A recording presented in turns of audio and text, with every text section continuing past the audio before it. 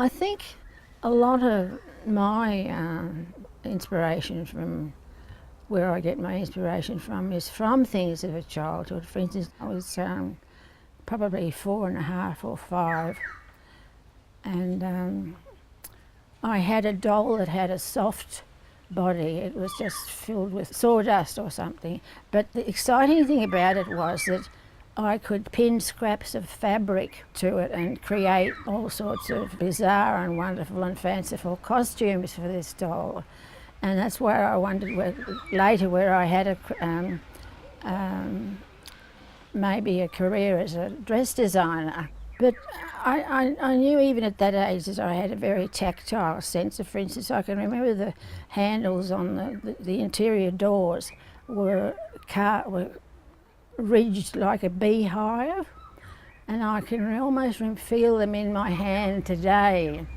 And I seem to be able to make companions out of inanimate things. I had a very painful period where, because my father was sort of moving around from various areas, there was no really current of security physically or anything else until we went to Chatswood in Sydney, and my father took on a small private lending library, and it was quite vast. I think it had about 3,000 volumes in it. From then on, I don't think I ever looked back. I could retire up the steps. This was another terrace building, and with the latest volumes of, it might have been out of Green Gables or something more intellectual or whatever. But yeah, so I think I was always happy with a book. My father decided that he wasn't going to spend another winter in Sydney, so he was going back north to Mooloolaba, where I was born in Mooloolaba actually. And being sort of catapulted out of that heaven, 3,000 books and no other contenders. It was like going to a very strict boarding school where all the things which had been precious to me were verboten, So that, I think, is a time when some sort of rebellion set in, and I was old enough to sort of become interested in the beatniks and what was happening in poetry at that time. All my life I've been fighting against fragile health that was left from the measles because it affected my lungs. I started doing collage because I decided that I'd do something that I'd enjoyed doing as a child. Not because I thought it was a childish activity, but something which liberated you in terms of the means. It was still possible to attain an end through means which weren't so physically exhausting. And now I've got widespread arthritis and all the,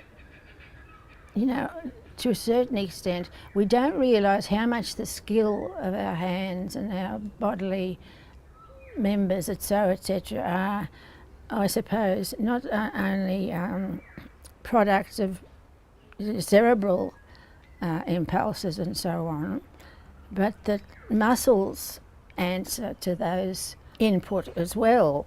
But then I thought, well, trying to be positive about these things, and I thought it was a bit strange because I gave up doing large paintings because I couldn't cope with the size and the dimensions of them to do collage. Now I'm giving up constructions to do painting. But painting was my first love, I can't deny that. It's only since I've gone back to painting that I realise that cubism has been a very natural development for me, and I was very dumb in not realising that it was as important as it has been, because it provides that armature to the emotional. It's a horrible, destructive experience painting for me, an unstructured work. That's what I, you know, like in the big collages, with the big ones that I've done, I've had to master them, as it were, because otherwise, like, madness lies in that direction, you know, and I couldn't cope with it. I couldn't contend with it, you know. I've been told on the best psychiatric authority that I have a very rigid superego, so maybe that's what. Thank God for the superego. I think the fact that I'm probably as sane as I am has a lot to do with. But I have felt a lot of found a lot of freedom in the last couple of years, I think, you know, sort of. I've shrugged off a lot, you know. I don't feel that I have to belong to any school or ideology, or I don't think at my age of 73 I have any obligation to be anything but who I am, you know. It's been a bit of a struggle getting here, but